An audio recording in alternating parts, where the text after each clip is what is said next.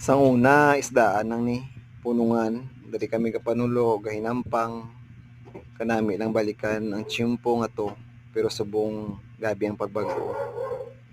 Ang pamangkot, nagbag-o bala kung nalipatan lang ang sa una.